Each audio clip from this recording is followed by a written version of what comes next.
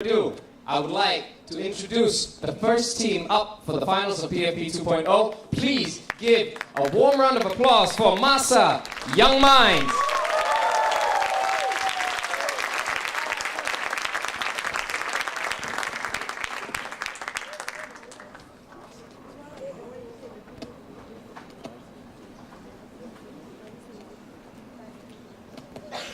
Mic test? Test. Mic test. Here? Test. Test. Okay. Good morning. We are Young Minds from Masa University. I'm Jaslyn. I'm Sin. I'm Irfan. Okay, so without further ado, we shall... Is your mic okay? Yeah. Can you hear me? Okay, so without further ado, we shall begin our pitch. I quote Albert Einstein. I fear the day that technology will surpass our human interaction. The world will have a generation of idiots. Well, I'm afraid the day has already arrived. But instead of being the generation of idiots that Einstein predicted, we can turn the tables around. You see, in the 21st century that we live in today, our generation has already been evolutionized to be more socially active on the internet as compared to in real life. Most Asian students have brilliant ideas and questions, but not all of them have the courage to actually verbalize them in the classroom. Our idea is to engage learners' interaction online through our dialogic learning-based app, HOLA, Holo Integrated Open Learning Application. Hola is more than just an app. It is a virtual communication platform integrated with hologram and GSR sensors. Instead of having to verbalize their questions in class, Hola detects the students' stress levels and auto-records the part of the lesson that students don't seem to understand. Students can then choose to receive their answers in a form that caters to their own unique learning preference. Hola also features a discussion board for the students to share their ideas and for the government to turn these ideas into reality. So, how is it going to be utilized? Since it's a software, it can easily be downloaded onto any gadget. And who knows, in the future we might not even have to hold our smartphones anymore. With the rise of wearable technology, it could be worn as a wristband or even glasses. A student can simply holla, and the app will be there for their every need. Hola can and will be the voice for the voiceless, and will help each student in their own unique way. This is the future of education. It may be a long process, but we pitch for progress.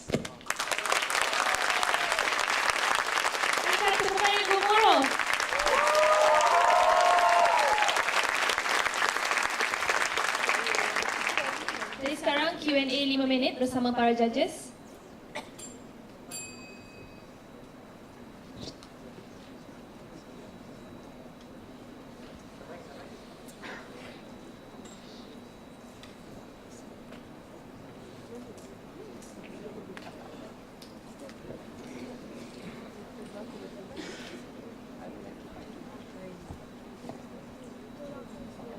Hi guys, really good pitch. First question, what will this app cost to make and how do you propose to fund it? The regular cost of an app is around $500,000 to $1 million. However, with expanding technology, we expect that in the future, the cost of holograms will be so common, it will be as cheap as roti canai. And also, Benjamin Franklin also once said, an investment in education is always worth the interest. And for the funding, there's this new technology made from this French designer called Jocelyn Zaukuchi. He's designing this new Apple product, Apple Black Hole. You can search up on that. It's going to be designed for 2020, and we're hoping that will be the main fund for our idea to be utilized in education.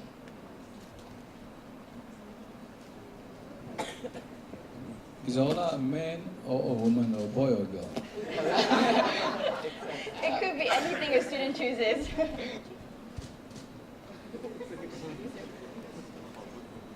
This can be applied to all programs in these universities? Yes. Oh yes, it is. Yes, any programs, Yeah. not limited to certain like medicine. Yeah, actually we're also planning to implement it in every level of education since primary, so that the students will actually get used to the system since a young age. So it wouldn't be something, like a culture shock for them once they step into tertiary education. And this is for all classes, especially for the students who are introverted and can't dare to verbalize their ideas or questions. And this will help them to have a deeper knowledge on the class. This is a platform for those introverted students to speak up, because we believe that introverted students have equally brilliant ideas as those extroverted students, but they just simply don't dare to speak up. So this is simply a platform, so we're not limiting to any specific programs. And it's the introverted students that have the more brilliant ideas. Again, sorry. Arguable. Right, guys. Very interesting pitch. Very catchy. It's all holla and all that. But if I had holla when I was young, I think I'd be easily distracted. So do you not think that this may be a platform? The introverted students will become more introverted and they'll just spend a lot more time on a system like this.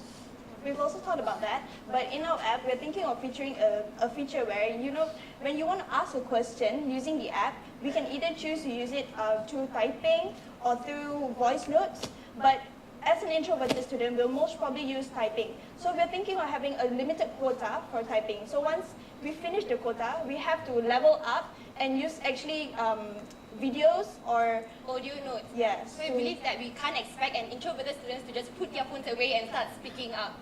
So we are providing a platform by baby steps, one at a time. First they'll type, and once they reach a certain level, they'll start to use audio notes, and from there they'll build their confidence. Who knows, maybe in the end they don't even need the app anymore. They can just start speaking up in class.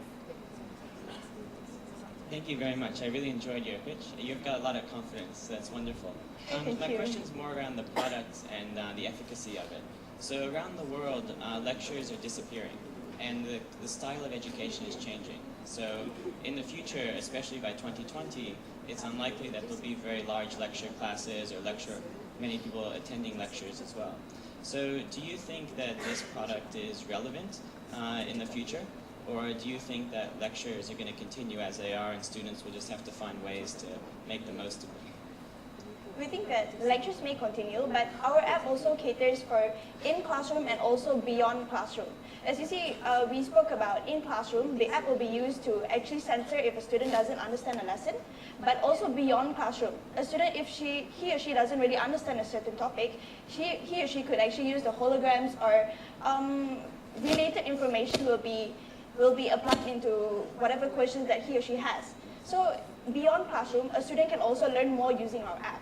And as lectures decrease or not, the generation of students will still continue. So every generation will have those students that we're catering to for help, and it will just keep continuing. And this app will be there for their need.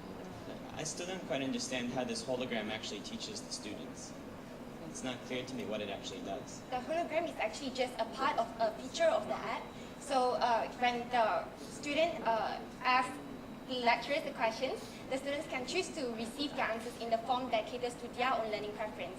So say the student is a visual learner, then this hologram will come into the picture and it will show for instance, for health science students, show the structure of the heart and see how it works. It's one to personalized learning.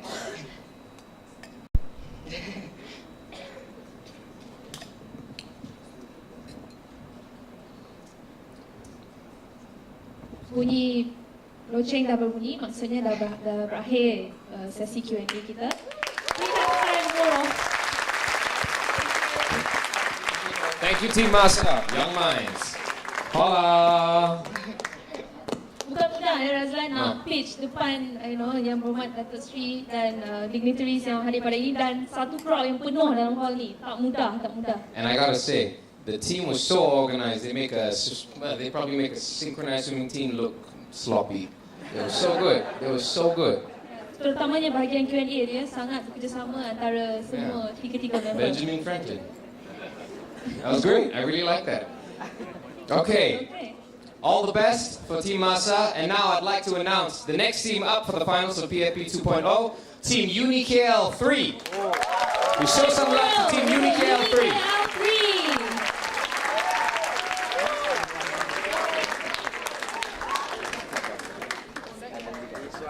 Okey, kita ingatkan semula masa untuk pitching adalah 2 minit dan seterusnya akan bunyi ting-ting selepas 2 minit dan akan diikuti dengan 5 minit Q&A bersama para judges.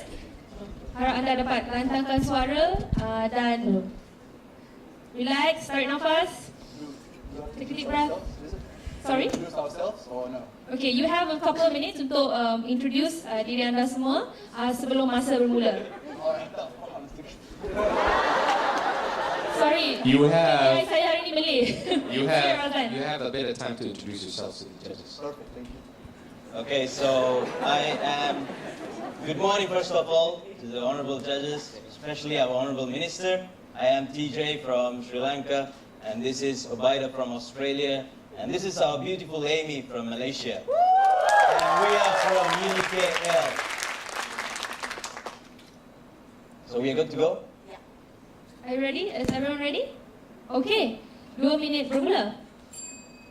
We are pitching here today for the progress of future higher education development, and that is by introducing 1MGo. Alright, what is 1MGo? 1MGo is a portal which is a platform that connects the students with the industries. So, this is how it works.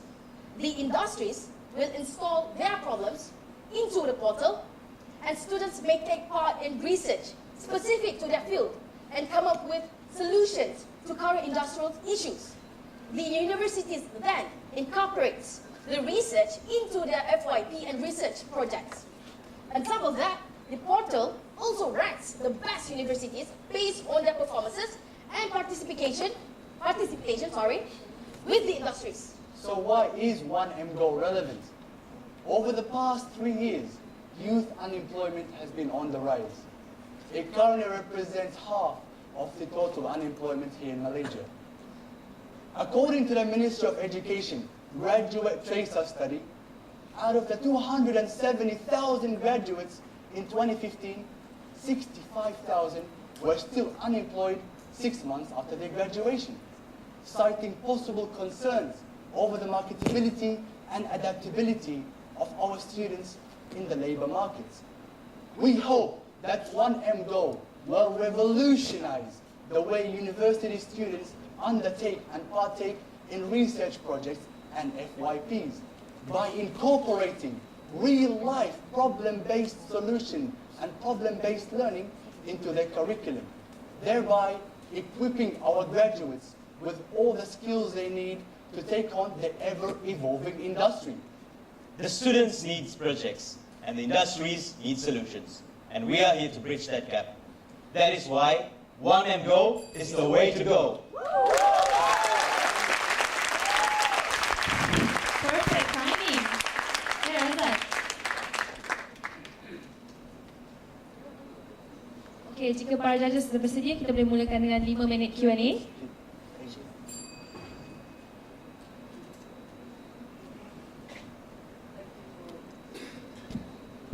Thank you for the great presentation. I'm trying to figure out how are you going to have industry to upload the problems in this 1MGo. All right.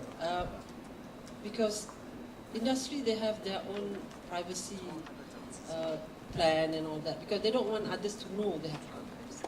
Okay. And normally when we have this kind of collaboration, it takes a lot of engagement, deliberation and face-to-face negotiation. Okay. Thank you for the question. Well, our platform is based on connecting the industry with the students, and we are in fact going to use Majlis Professor Negara to help us bridge that gap between that website and the industry. So we're going to use the Majlis Professor Negara. Now, about the security issue you mentioned, we've already spoken about that. It is quite simply, the information is going to be very safe because the industry will be contacting with a very secure committee made up of students. What is that? MPPK. MPPK. Which represents Majlis Perundingan Pelajar Kebangsaan. As well as representative from the Majlis Professor Negara. So the comedy is not a joke of a comedy. However, it's a very stable comedy, which for sure will take good responsibility for all the information attended.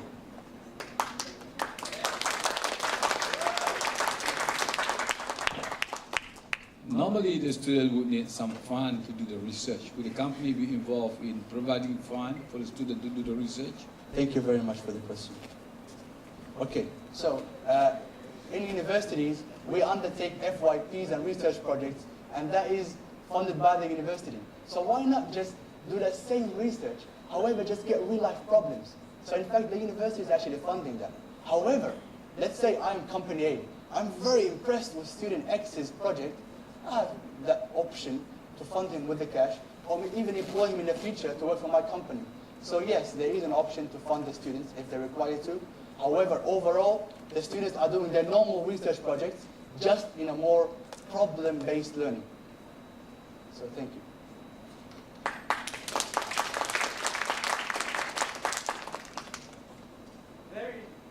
Yes. A very interesting concept for anyone who's in business and obviously wants to save cost with regards to a research arm. However, what are the risk factors that is there for the students mainly? Because, for example, yes, a business or whatnot can go to any research arm of any university and say, look, this is the problem that we have. However, if the university falls short of the expectations, what are the risk factors? Because I've just spent my own funds and my own time hoping that you come up with something, but you never did. All right, so thank you for the question.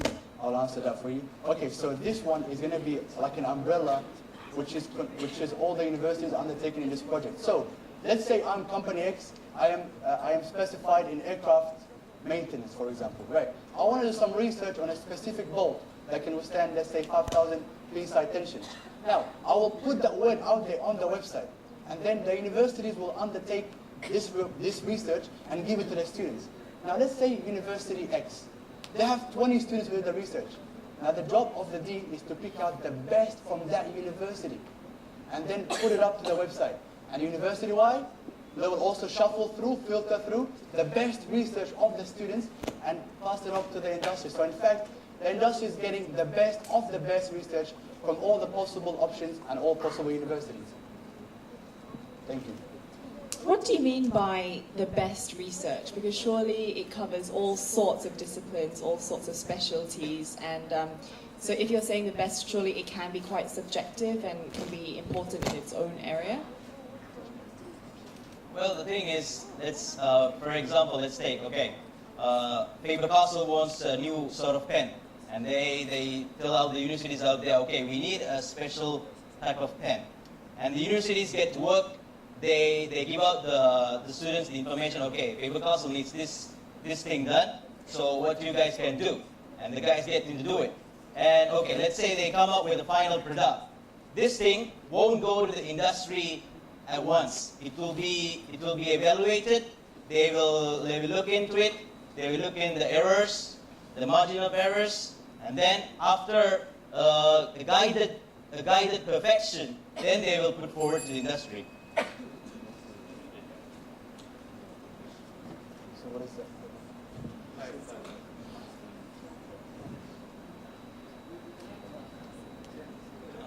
All right, well, thank you very much for the wonderful pitch. I actually did an industry-sponsored thesis for my honors year. And at the university, we actually had a list of all of the industry partners who were wanting to do research. So I think at many universities around the world, this is something that is occurring. So I really like your idea of actually managing all of that. I just wanted to ask very quickly, what's your plan for actually testing this out and delivering it? Because it's not really a technology solution, but more a sales and marketing challenge between the university and the industry. Yeah, because now the common stipulation is, why we came up with this idea is, you need a job, you can't find a job without experience, but however, you can't get a job to get that experience. So that is why we came up with this idea. So we are connecting the industry with the students from before. However, yes, as you said, this has been done before. However, not in Malaysia specifically. So we are bridging that gap straight away to the industry, and we are in fact going to test it out. We're going to give it a year of testing to see if we can get the right industry to participate. And upon that, if we get the right startup, we're going to launch it into the real world. So it's a no problem for us at this stage. Thank you so much.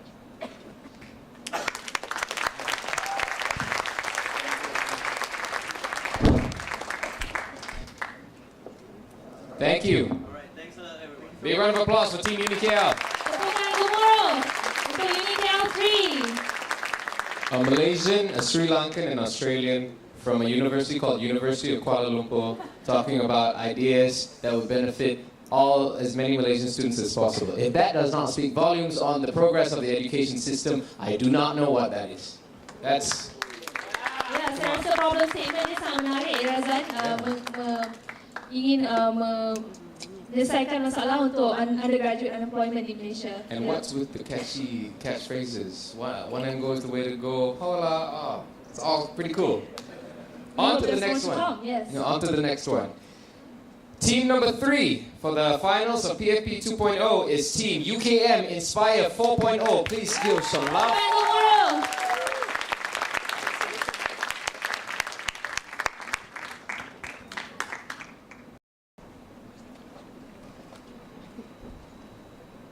Okey, seperti biasa, anda boleh memperkenalkan diri anda kepada para judges dan baru masa akan bermula 2 minit. Silakan. A very good morning to Dato' Sri Suso, Dr. Siti, ladies and gentlemen. We are Team Inspire 4.0. I'm Jason. I'm Shahira. And I'm Faris. Okay, are you ready? Yeah. Boleh tarik nafas? Judges apa saja? Okey, kita mulakan pitch 2 minit dari sekarang. Ladies and gentlemen, a baby should be able to walk at the age of 1. But there are circumstances where a baby can only walk later at 70 months or even as early as 9 months. Similarly, in higher education, different students have different pace. For example, I am Faris Minaran and I am a law student. I love joining extracurricular activities in my university. But sadly, my university life is too short. Hi, I'm Shahira and also a law student. In my case, I just want to follow the flow. Take the courses as being planned by the faculty and graduate on time. Hello, I'm Jason. I read law too. As for me, I was thinking, why must I spend 4 years in my university life if I can complete it in 3 years' time? I want to take more degrees, further my studies. But by doing so, I'm taking a longer time. For Faris, he can enroll in the current gap year program. For Shaira, she can join the normal system. But what about me? Thus, we propose flex pace, flexibility in pace, which means your degree, your pace. Currently, a student needs to fulfill all the courses which are pre-planned by the faculty in order to obtain a degree. With flex pace, students have the autonomy to plan, determine, and choose whether or not they are taking that particular subject in that particular semester. In other words, it is a checklist system. You complete that checklist, you get your degree. We extremely believe through FlexSpace, it allows students to create their self-personalized learning, which is a prerequisite to Education 4.0. On the other hand, Ministry can also maximize the true potential of every student in Malaysia, which corresponds to the effort being done by the government. FlexSpace is a reform in the higher education system.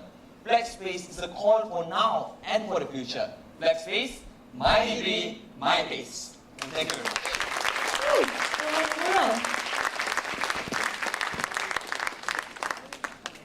Okey, sesi soal jawab bermula 5 minit dari sekarang. Hey guys, really good pitch, I liked it. So you've said that you want to allow students to choose when they want to take what subject, right? You're law students, you're all 3 of you law students, and you know that you have to take subjects like contract and tort and stuff. And the reason why those are taught earlier on is because it provides the foundation for what you might select later on in your degree. So if you allow students to take IT law or jurisprudence in their first year, does it then make sense to say, oh, I can allow them to take contract in their 3rd year? True FlexSpace is actually a checklist, and in the implementation process itself, there is levels. For example, level 1, level 2, and level 3. For level 1 is those basic knowledge in those basic ones. But when it comes to level 3, it's more of procedural, practical one. So a student needs to complete level 1, level 2, level 3. But the pace of which they complete it, they can determine it by themselves. Then what is the longest period of time that you would expect them to graduate as a law student if you were to take this FlexSpace? Usually, for the normal one, it will be 4 years. And from the gap year, they will have 5 years. But with flex phase, they can shorten the phase, which is from 2 years or 3 years. So for students who his abilities is up to par with flex phase, he can shorten the time itself. So that will maximize the potential of the current student. I say what is the longest? If you won't take longer than 4 years. But by hook or by crook, he or she needs to finish it at 4 years. Or if gap year is 5 years. And if a student cannot cope with the flex phase, he will be transferred back into the normal system itself. Yes. Good idea. Thank you very much.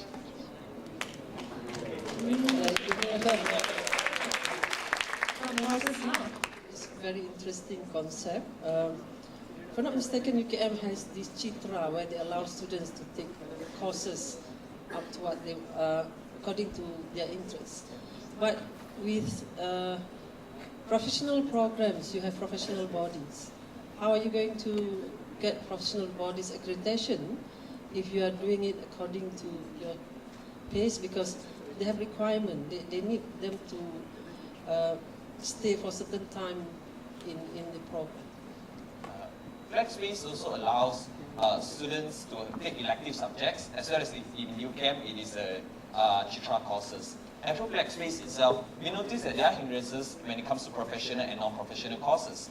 Flex phase is it is easier to implement in non-professional courses. When it comes to professional courses, it all depends on the university autonomy, whether or not they want to implement it. And when it comes to professional body itself, they need to collaborate, for example, with Majlis Program Malaysia and so on, to really discuss onto the implementation part itself.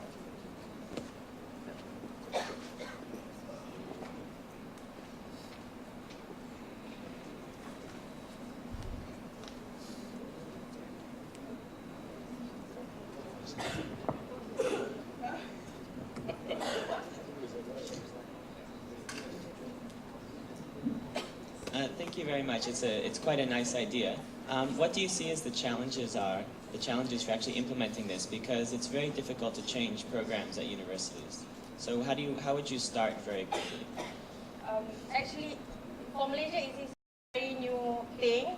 But in other countries like Australia, the UK, or the US, it is there already. But then for Malaysia, of course, in any kind of program that is being brought to the system, it will be a very big challenges. For example, the implementation itself, whether the university can really do the system or not. So even for the program, it is very new. So of course, there will be challenges. But we believe that with this idea, we can maximize the potential of the students. So the challenges itself will improve the system that we propose. And not only that, is that the flex phase program can also correspond with the current MOOC, which students can complete their courses using MOOC itself. So it corresponds with the current effort being done by the ministry, and it is in line with Dr. Sri's vision to rebrand the higher education, where we could see what's happening. And also, it is an answer to Industry 4.0. We know very well that the ministry is also looking into Industry 4.0. And by flex phase, it allows students to have personalized learning itself. Thank you to Team UKM. Terima kasih UKM. Tepukan gemuruh untuk UKM. Successes. Wow, dari mulut Dr. Sri sendiri, dia sangat impressed dengan tim ni. So, boleh tahan. Flex space. Semakin lama semakin hebat. Okay. And now for the next scene on home ground, right Home from ground. APU. Boleh kita dengar sikit APU? Dipersilakan APU 7 REM.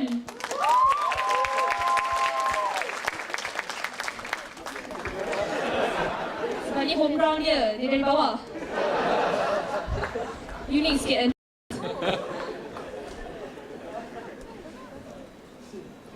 Okay, APU, tarik nafas. Deep breath. Boleh tengok muka-muka judges. Tenung betul-betul. Tenang. Okay, ambil nafas. Boleh introduce yourselves. And then we will start the time. 2 minutes for the teaching. You can start introducing yourselves first.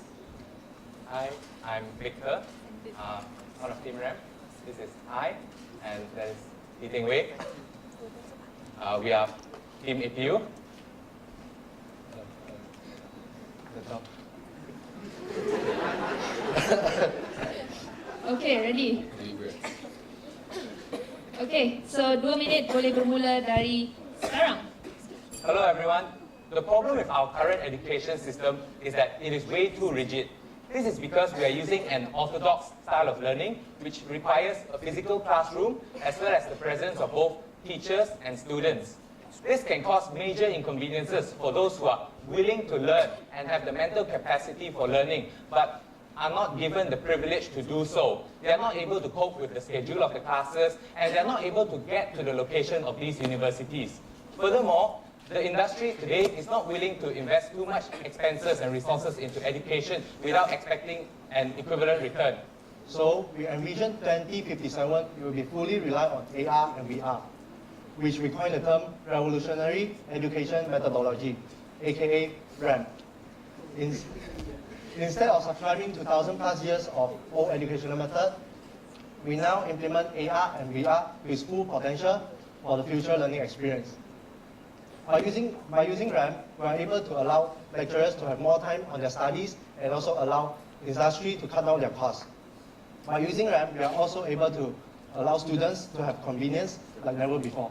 To implement RAM, we are going to develop an integrated virtual reality learning environment that allows students to attend classes virtually. And then moving towards to be able to collaborate industry projects and assignments in both academic and industrial training. This will also help students to seamlessly transition into working life, regardless of being an entrepreneur or being employed. So instead of 2U, 2I, it will become 2UI. We will also set up connectivity hub in remote areas so that everybody can enjoy this privilege. We see RAM as a game changer. Thank you. Thank you.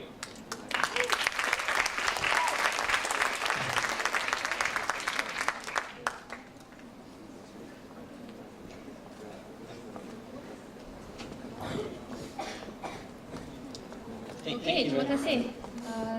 Sorry, 5 minit bermula sekarang. Thank you very much for your presentation. It's good you're looking quite far ahead into the future. 2057. Not sure if I'll be around then. Okay. Thank you. Crawling, yeah, crawling. If I'm lucky. I better start jogging. Far in the future, when AR and VR are fairly ubiquitous, do you think we'll still have classes as they are? Do you think the style of education will change sufficiently that having an AR or VR class doesn't really make as much sense?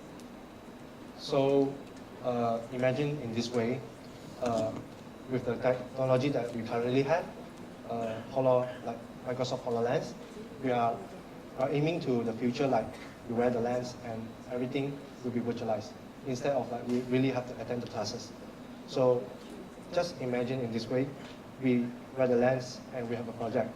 Well, the project is a bit huge that you need to visit the construction site, and now you use the HoloLens and everything will be shown in front of you, instead of like really visiting the sites and touching those things. You can now visualize in the lens. Right, and so instead of having to physically go to the classes, we have an option to be at home, having a coffee, after that immediately being in the virtual space classroom. Put on the devices, start it up, download the slides, and then we can enter the classroom along with our classmates who will also be going through the same experience, the same learning experience with us. We can simulate a university experience without having to be there at the physical building. We feel that this is an aid for those who are in places far from universities. And that is how we wish to implement the VR and AR system.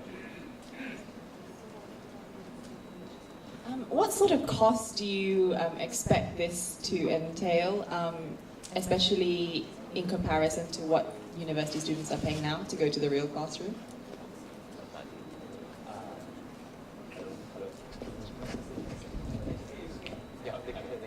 So the courses that offer, Okay, our plan is to incorporate with something like open learning, free courses that is hosted by universities, public universities, private universities that they are organized the course.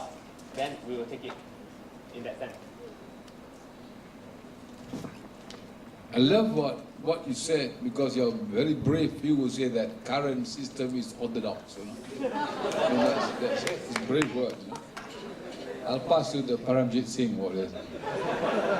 And you're very futuristic. I love what you said. Big hands to all of you.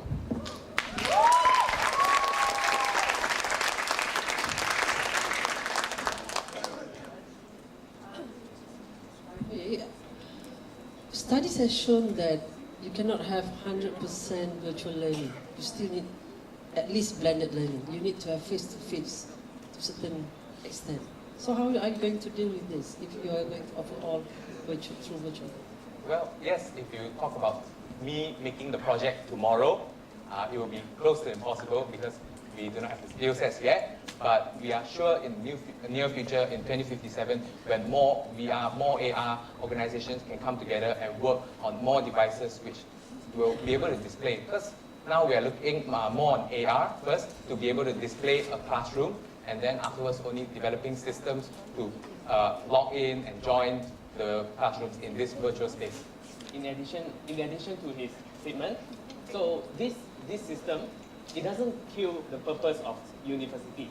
It just add on to more what it can do.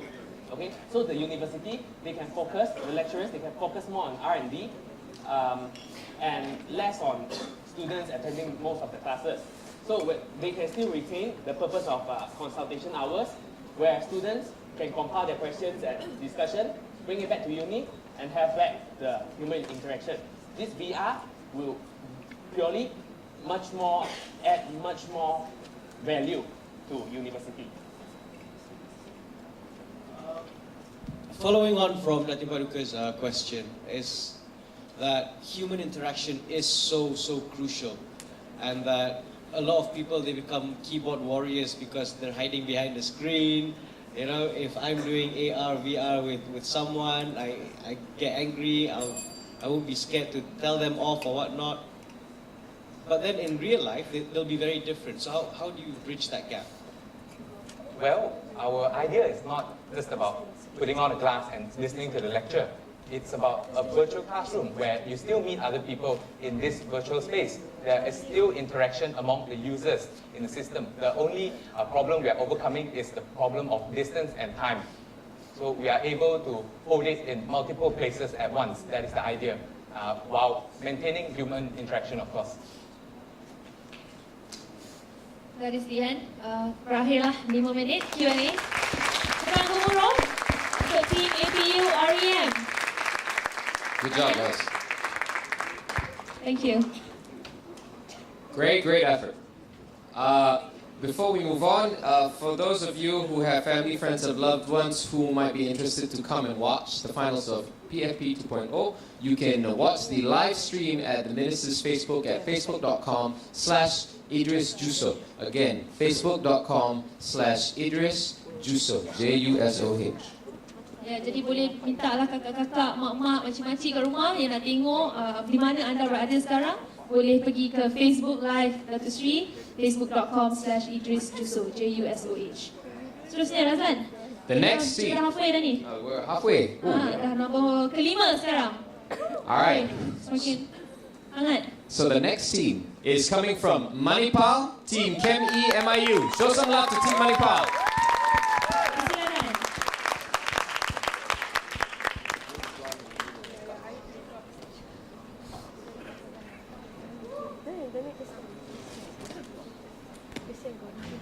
Okey, jadi seperti biasa kita akan berikan sedikit masa untuk memperkenalkan diri sebelum masa bermula. A very good morning, Datuk Sri Idris Juso and our respected panel of judges. My name is Pridashan Wichandran. I'm Divya. And I'm Kosan Nair. We are Kemi MIU representing Manipal International University.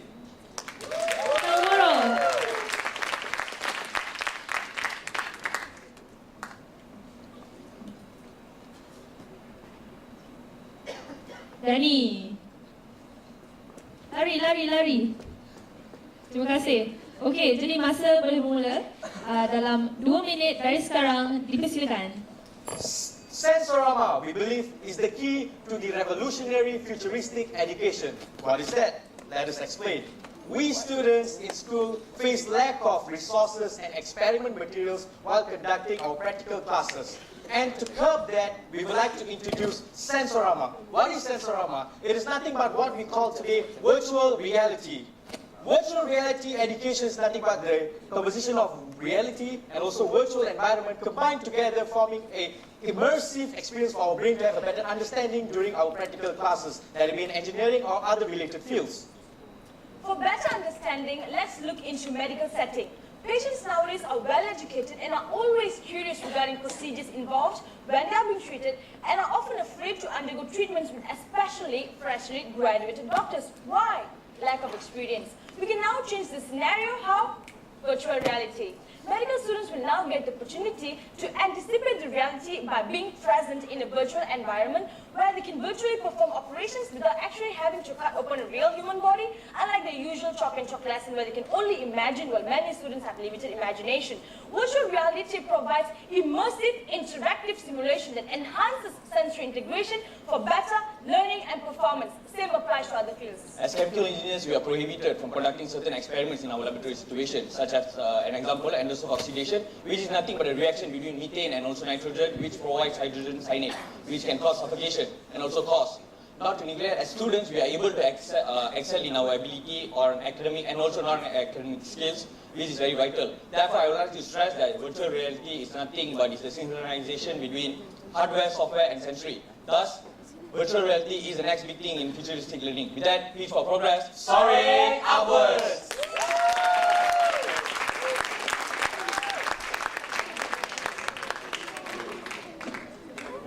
Okey, Sensorama. Bersedia untuk soal jawab? Ya, saya. 5 minutes from now.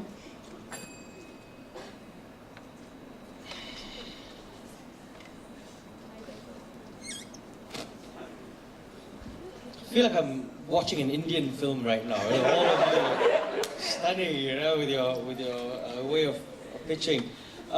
However, this field, is it really new? Is it really revolutionary?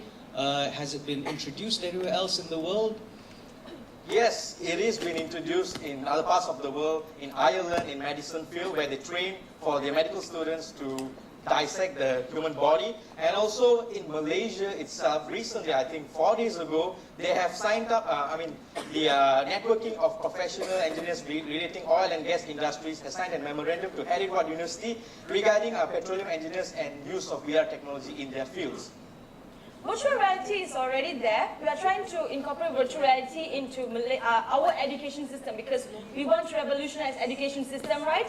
So that's what we are trying to say. Yeah, and we are actually emphasizing our importance in usage of virtual technology in laboratory situations where we are unable to conduct certain experiments due to some health and also cost issues. Thank you. What are the challenges that you foresee when you want to implement virtual reality in all the programs? The problem that I see is financing. Of course, we need to get that gears. But currently, there are more cheaper VRs that are coming with higher quality. Unless if you go and purchase the Lazada, which costs $7.90, they say. But nevertheless, we have real working ones done by Google, done by also HTC Vive. And the second, I think, would be the problem is that students might not know how to use it. But once being taught with workshops and everything, they have a better understanding.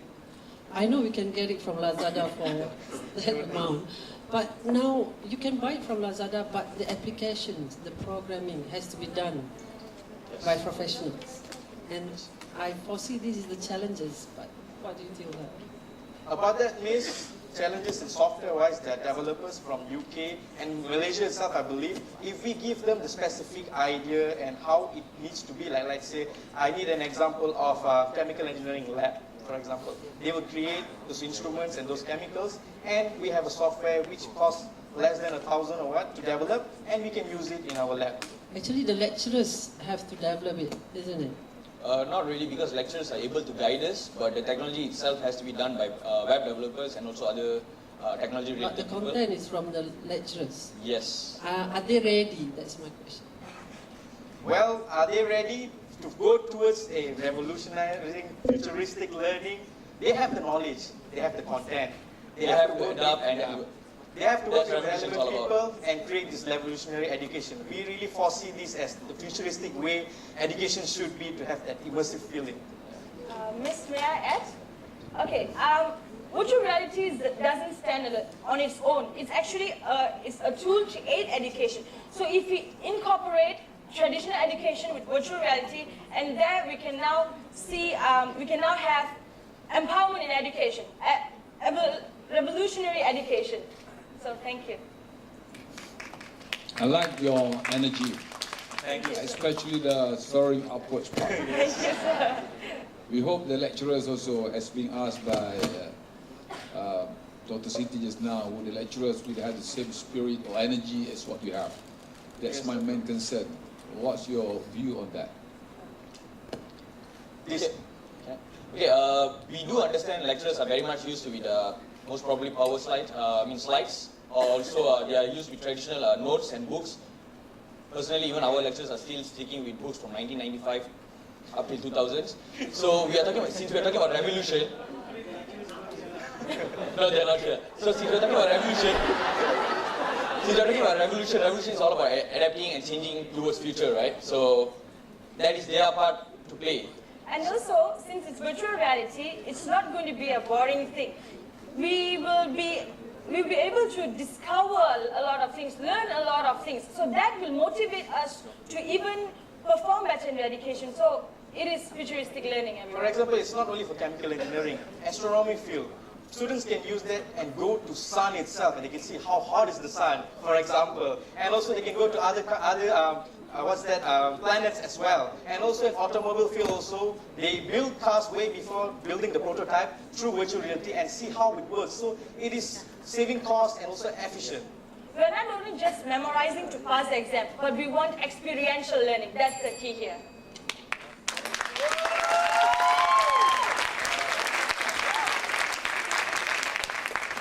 All right, with that, the Q&A is concluded. Please show some love to Team Manipal.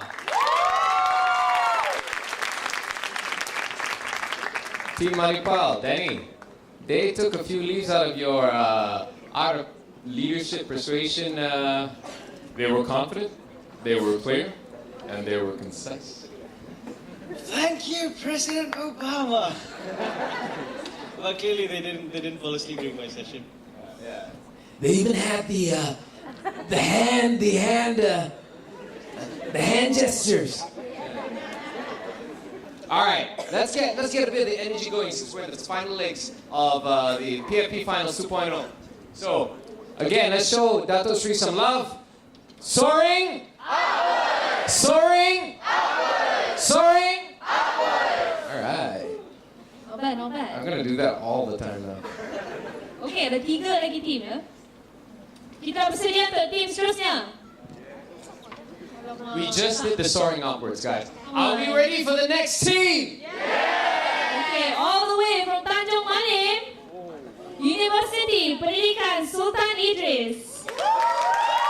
Team Meraki.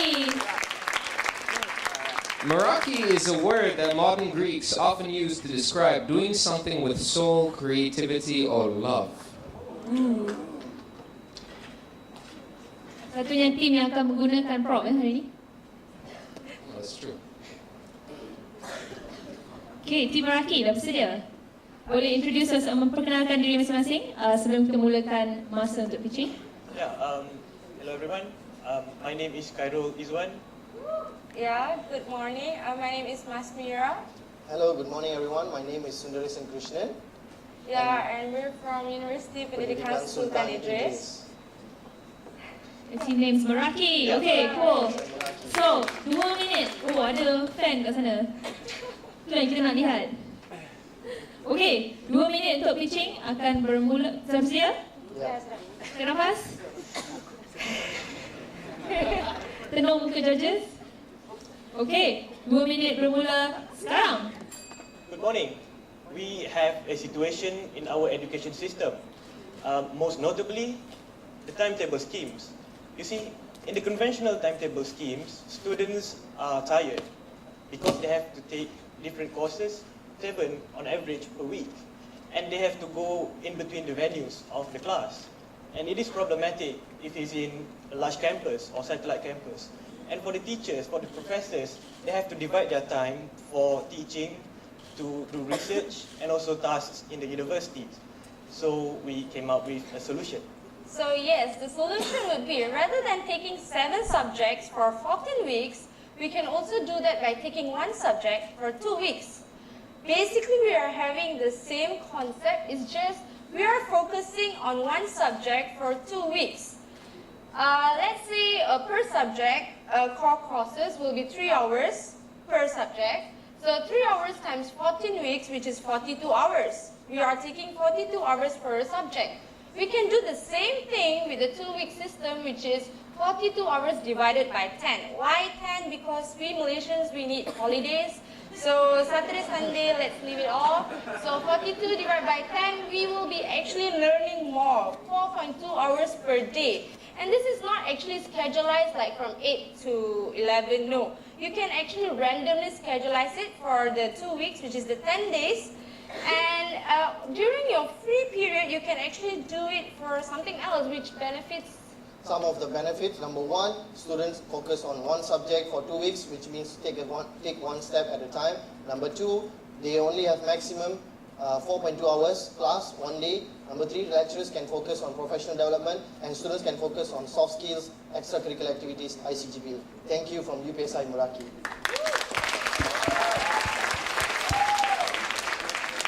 And the Q&A begins at the start of the bell. Hi guys, I really like your idea. It's really brilliant in its simplicity. I just have a question about your idea for doing 1 subject over a short period of time. So I assume that you would still do exams at the end of the year? Yes. Okay, so one of the arguments for the current system where everything is mixed into a week or 2 is where it's so that you can keep up the momentum for each subject so you don't forget it so easily. So how would you overcome that potential to forget stuff with your system? Okay, so can I answer that? Okay, usually in 14-week system, we will be actually studying during the study week. We don't actually study, like we do study, but everything comes up during the study week, and it's very difficult for us to catch up for the exam. If in this system, we actually are focusing the same particular subject every day, which actually helps us to really focus on the theories part, and then we just deliver it during the exam on the final day of the 14th week. Then we move on to the next subject for the next 2 weeks. So we are basically doing the same subject that we are supposed to do. It's just the time period is shorter and more feasible. Yeah, feasible. The weightage, the amount of total hours you've taken per semester is still the same. If you take 3 hours per week for 14 weeks, it's 42. If you consider 10 days for 4.2, it's still the same. The weightage is still the same. The syllabus will be the same. And we're not basically changing the lectures or the education like technologies, no.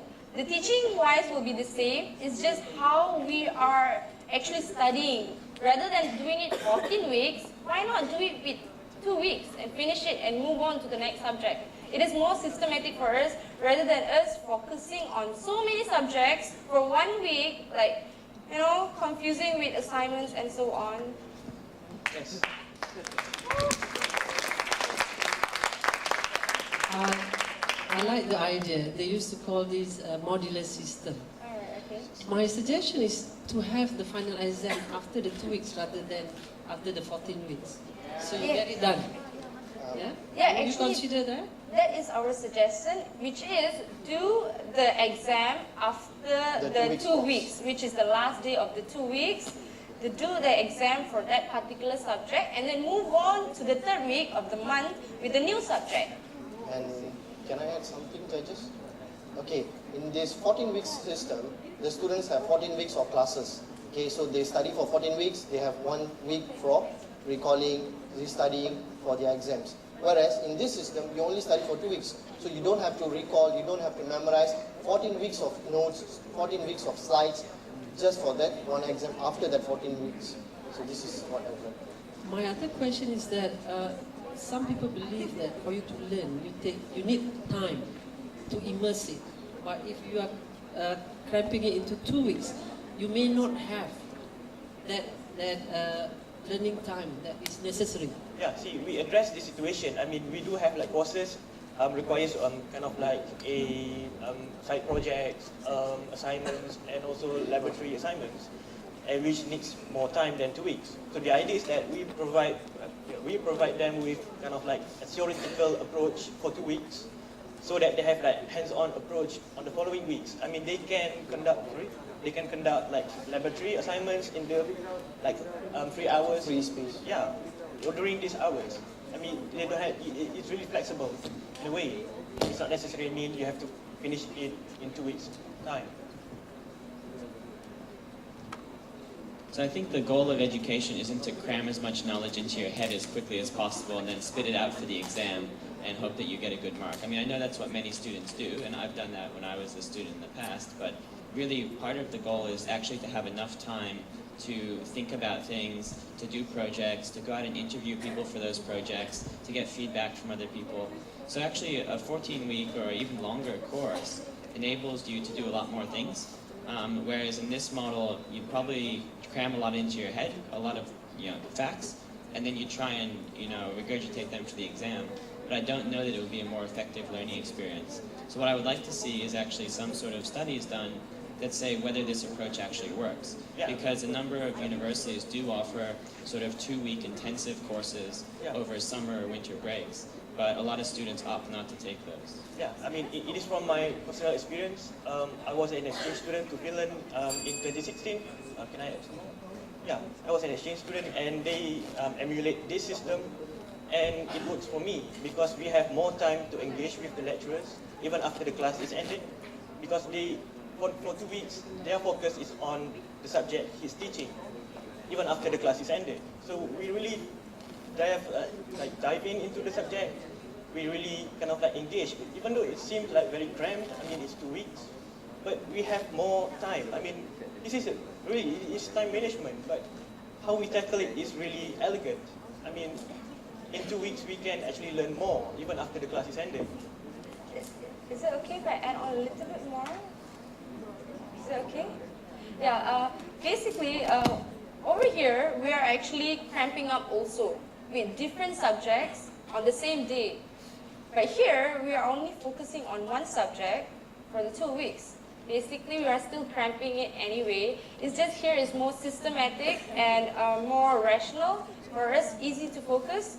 And I would say there's no cost on changing the system. We can try a pilot study for a batch maybe, to try see how it goes, compare their CGPAs. And if it goes well, we can continue with it. Why not? Right? Thank you. Terima kasih, Upsi. Terima kasih. Thank you, Team Upsi. Team Meraki. Saya notice tadi ada tepukan daripada student. Jadi memang ada student-student yang inginkan menjadi pelakon. Nampak sangat semua stress belajar. I mean that, or they look great because they look like the teachers I never had. With the cute name tag. So, second last group, we're in the final stretch. The second last group is a team coming from USM. Team Successor, show some love to Team Successor.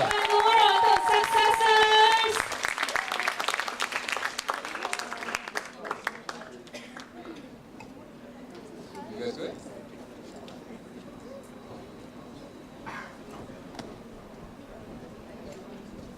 Okay, get a feel of the stage. Okay, seperti biasa boleh memperkenalkan diri sendiri dan masa tak akan dikira. Until then, 2 minit seterusnya akan dikira. Silakan. Bismillahirrahmanirrahim. Assalamualaikum warahmatullahi wabarakatuh. Saya Nurul Atikah binti Ahmed, pelajar tahun 4 School of Communication, University Sains Malaysia. Assalamualaikum. My name is Nabila binti Ridwan Lau, School of Educational Studies, 2nd year. Selamat sejahtera, nama saya Selvarau, School of Communication, 3rd year. And we are from University Sains Malaysia.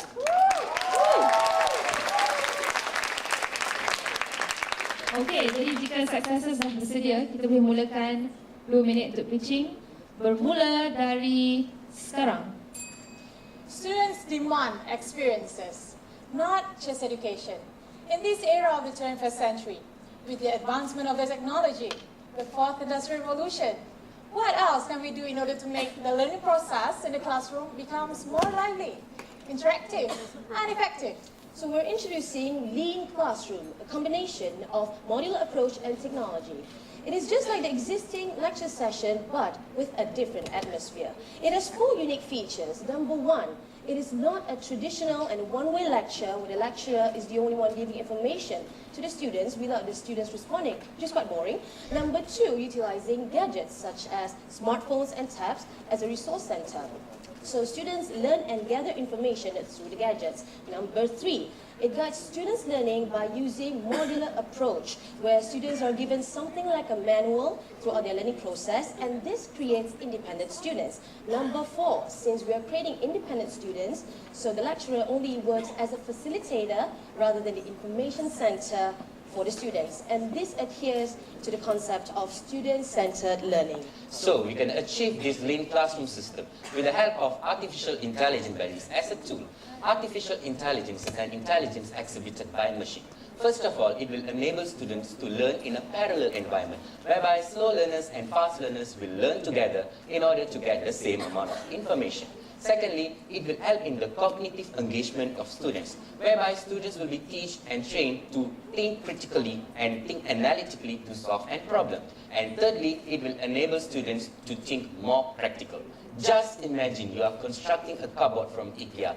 That is where the practicality comes into picture. Just imagine a classroom like a Starbucks cafe. People just sit down, read, react, and respond. So that's what we preach for progress on futuristic learning.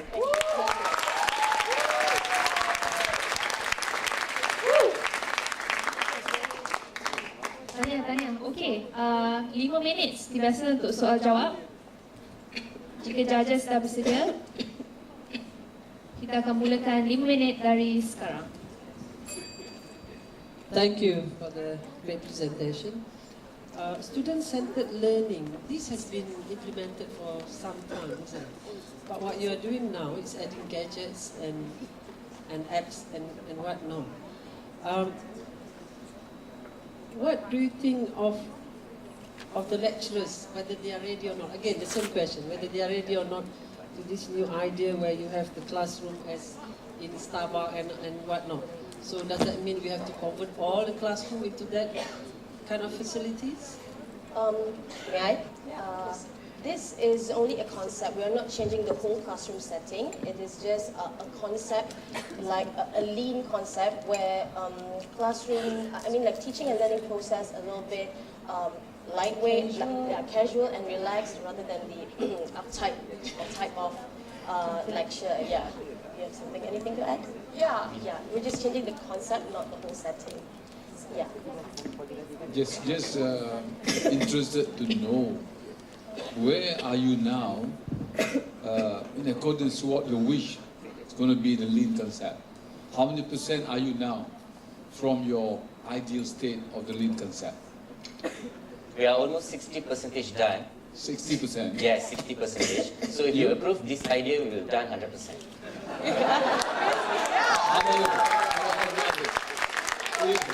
Please say this 60% about you, what thing is? I believe in my team. We're in 60% stage, so let's proceed to 100%.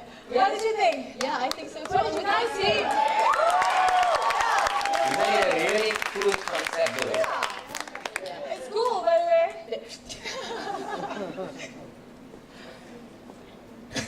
Where can I see the 60%?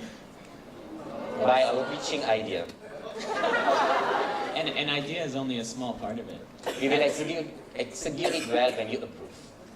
I'm not approving it till I see the 60%. We will show the 60% once we are announced as the winners. Okay, so I look forward to that. I'm also not clear on exactly what the applications of AI are to what you discussed, because you covered a lot of different topics, but then you mentioned AI at the end, so I was wondering how you plan to integrate that. Oh, the AI buddies. Okay, AI Buddies is like we just create an application that works in mobile, and students in the Lean Classroom system, they will learn through their gadgets. So it will just act as a tool in Lean Classroom system. So there will be tutors and there will be students. Tutors will teach students via the app, and students will learn through the web. Yeah, our main idea is the Lean Classroom, and the AI Buddies is only like a tool to execute the Lean concept. So do you guys intend to implement this idea of your Lean concept nationwide, and is it mandatory? And if so, would you give universities the flexibility, give students the flexibility to choose what kind of sort of technology they would want to use in their learning? Yeah, sure. Yeah, I think. Yeah, we're giving it the flexibility Yeah. as long as... Yeah, the flexibility is still there actually. The university can choose what kind of flexibility they want in order to achieve this goal. Yeah, because it's up to the educator on how comfortable they are with the concept. If you notice that we have been mentioned about the modular approach, so we do have set some assessment there for the students to achieve, so that there will be something like in a bit casual way, but still students having fun while learning. Yeah. But what happens if the lecturers come to you and says, "Oh, I actually want to use textbooks from 1995"? We still can use textbooks because we still have library, isn't it? Textbook act as the references. Yeah. It's part of the resources. Yeah.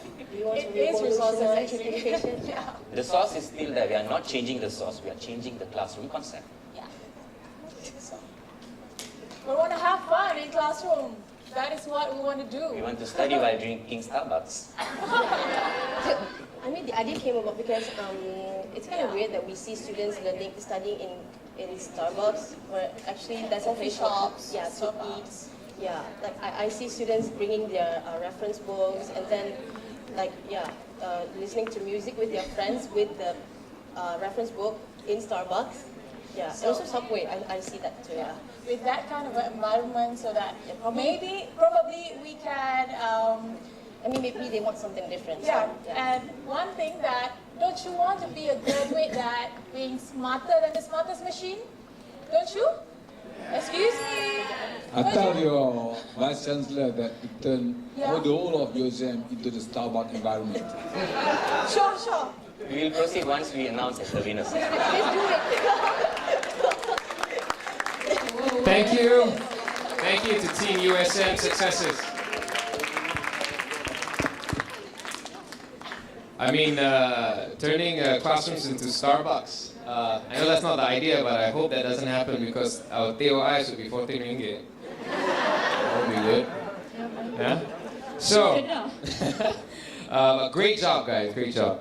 The last team. This is the last team. And after this, the judges will deliberate.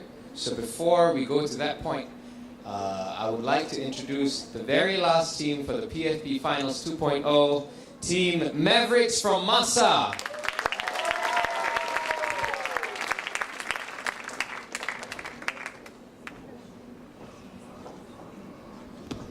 Hello. Hello, mic testing. Okay, Mavericks, you know the rules. 2 minutes pitching, 5 minutes Q&A. Before that, sebelum tu, kita boleh memperkenalkan diri sendiri. Silakan. Hi, my name is Ian. My name is Miyang. My name is Afreen. We are the Masa Mavericks, and we are here to Pitch for Progress. So let's begin. So Okay, sorry. Sorry. We just ring the bell for you. Okay, 2 minutes from now. So the best way to help you choose a car is to go for test drives. Similarly, we believe that the best way to help students choose for their tertiary course is to go for trial courses. That's why we came up with OnCourse, an online trial course platform that allows students to test drive different courses. So why an online platform? Close to 100% of students have access to the internet. That means 100% of them are potential OnCourse users. So basically, institutes will upload introductory learning material, which consists of videos, lectures, or simulations, onto an online platform regulated by the Ministry of Higher Education, accessible to students nationwide. With this, high school graduates who are unsure on what course to take can easily try out different trial courses before ultimately choosing one course that they are passionate in. We all know that when a student is not interested in his or her courses, he either drop out or somehow manage to pull through and graduate.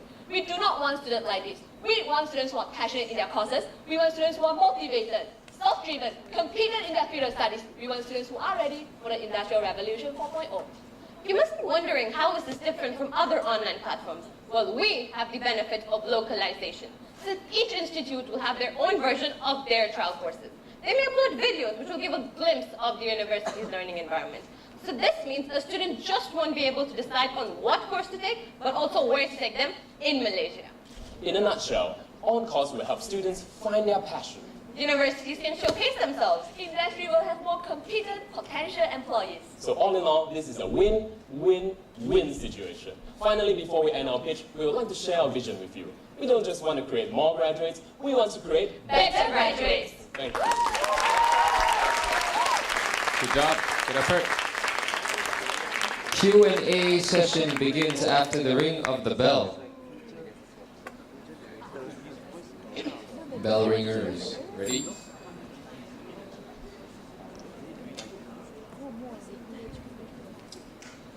Will there be a limit? Let's say you're going through your summer holidays, you've got 2-3 months and whatnot, and you want to have an introductory course. Basically, you're saying you're presenting a buffet to the students, but then will there be any limitations in that you can't just take on 10 introductory courses or whatnot? You're limited to what you're allowed to try out. Thank you for your question. Well, trial course is an online course, as I said, which has a lot of learning materials like introductory videos, videos talking about the university's environment, hands-on projects for students to understand the course better. So first of all, a student can have whatever time frame they want to use, and it's free of charge for the students. So whatever time frame that suits them, they can do it the course module in that time. And regarding, you said limit quota, I said you can only take like 3 courses or 5 courses like that, right? In our opinion, I would rather the students to spend a longer time finding what their true passion is, rather than enrolling in the course and then to realize, oh, this is not my thing. So ultimately, we think we shouldn't limit. Thank you. And to add on this, the gap year program has just been implemented in the education system. So during this gap year, students can use on-course to actually find out their passion.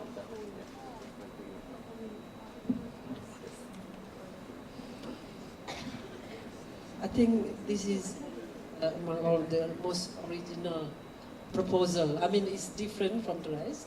Thank you. You have the originality, I would say. Yeah. But what you need is to have your lecturers to upload. In a program, you have several courses, right? You allow them to go through, because say in medicine, first year you have like 6 or 7 subjects, and how far we allow them to go into those courses.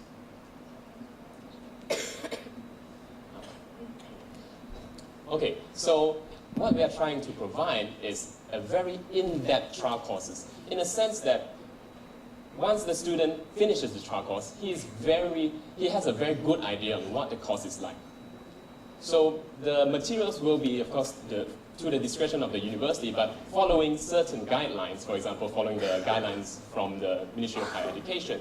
So ultimately, we don't want a full course, because you obviously can't do a medicine or dentistry course online, but we just want to give them a very good idea.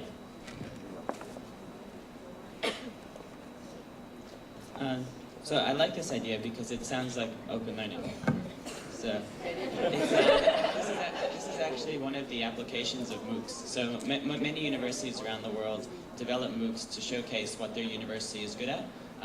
They design courses around the research areas they want to show to the world and to attract new students. So I think in Malaysia, there are about 450 of these such courses as MOOCs, and Taylor's University, I think, has done quite a good job of attracting international students through MOOCs in that way. So I think it's a good idea. I think the challenge is you have to focus on ensuring the quality of the courses is actually good, because you don't want just anyone uploading a course and then, if the lecturer is not very enjoyable or they don't really want to be there, that could reflect poorly on the university as well. So there has to be some standard for the quality. So how do you plan to do that? Okay, so our ultimate goal is to create a separate entity where it is officially implemented into the education system. It will be something like when high school graduates from Form 5, it is kind of like compulsory, or they will know that they have to go through on-course to really get to know their passion before entering any course. So, because it will be regulated by our Ministry of Education, students will feel free and comfortable because they trust our government. They know that using on-course, they will be safe. Like normally, if I were to use other platform, it might provide introduction to dentistry, but by whom? Maybe by the university or Harvard.